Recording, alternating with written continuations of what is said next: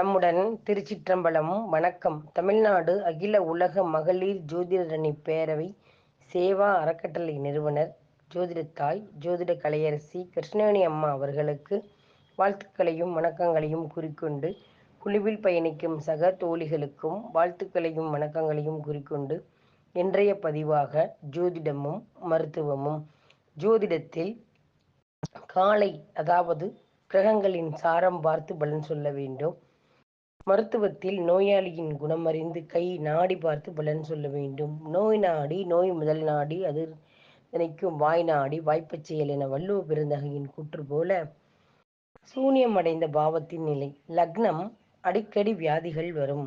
நிரந்தர வியாதி வரலாம். சத்ரு நாசம், ஆயுள் விருத்தி.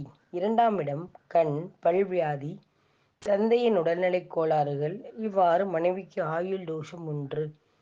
3ஆம் இடம் காது பிரச்சனை, ஆண்மை குறைவு. 8ஆம் இடம் என்பது மர்ம இடங்களில் வியாதி, பெண் வியாதி, மலச்சிக்கல், வயிறு உபாதைகள். 9ஆம் இடம் தகப்பனுக்கு தோஷம்.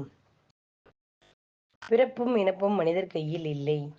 குறிப்பிட்ட தேதியில் பிறக்க வேண்டும் என்பது இறைவனால் நிர்ணயம் செய்யப்பட்டது. அதுபோல ஒருவரின் இறப்பும் முதலிலே நிறுவனம் செய்யப்பட்டுள்ளது. ஒருவரின் பிறந்த மாதத்திற்கும் அவருக்கு தோன்றும் நோய்கள், வகிக்கும் பதவிகளும் தொடர்பிருப்பதாக ஆய்வு முடிவுகள் தெரிவிக்கின்றன. ஒவ்வொரு மாதத்திற்கும் அவரை தாக்கும் நோய்களுக்கும் தொடர்பு உள்ளது.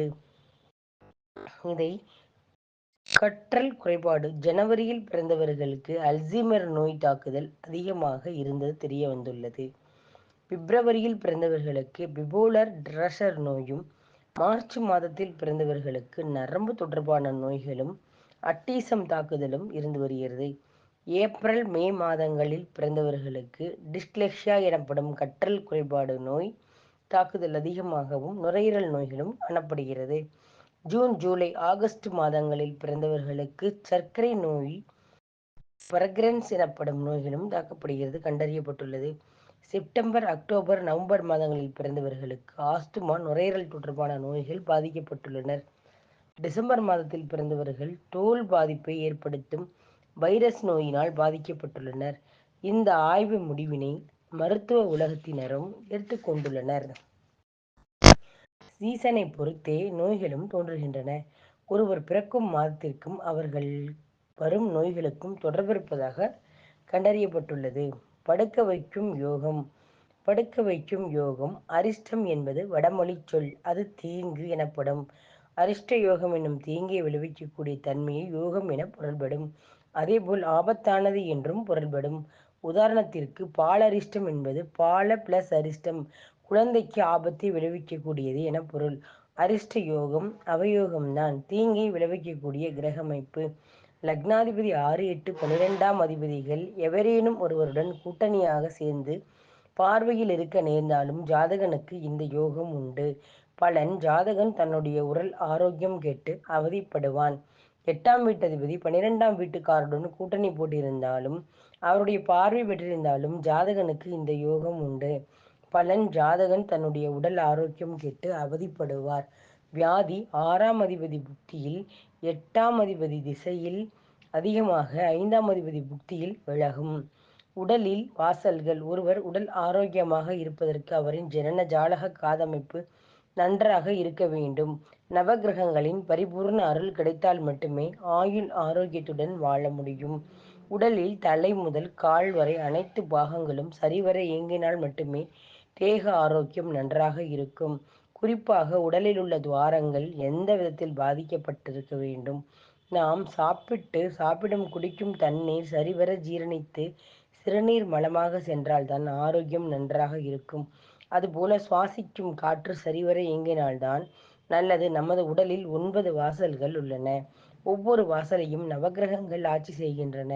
சூரியன் இடதுகண் வாசல் இடதுகண், சந்திரன் வாசல். வாய் குரு வலது குரு வாய், வலது காது ராகு, மலம்.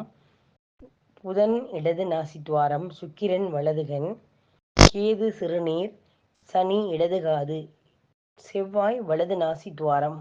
நமது தொப்பிலை மாந்தி அல்லது குளிகன் ஆளுகிறார். ஜனன ஜாதகத்தில் எந்த கிரகம் வலு இழந்து இருக்கின்றதோ அந்த கிரகத்தின் ஆதிக்கம் கொண்ட வாசல் சற்று பாதிக்கப்படும்.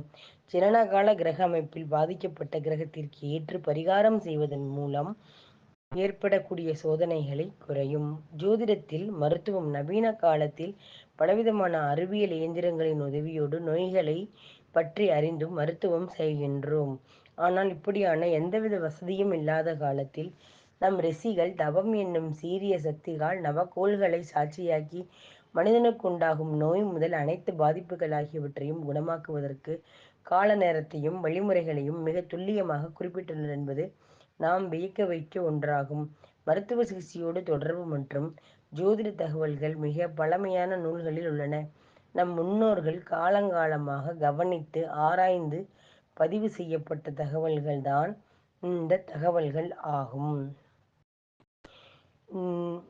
மீண்டும் அடுத்த பதிவில் சந்திக்கலாம். எனக்கு வாய்ப்பளித்த தமிழ்நாடு அகில உலக மகளிர் ஜோதிடர் அணி பேரவை கிருஷ்ணவேணி அம்மா அவர்களுக்கு வாழ்த்துக்களையும் வணக்கங்களையும் கூறிக்கொண்டு நான் நாமக்கல் மாவட்டத்திலிருந்து டாக்டர் ராஜாத்தி அவர்கள் MA PhD பேசுகின்றேன்.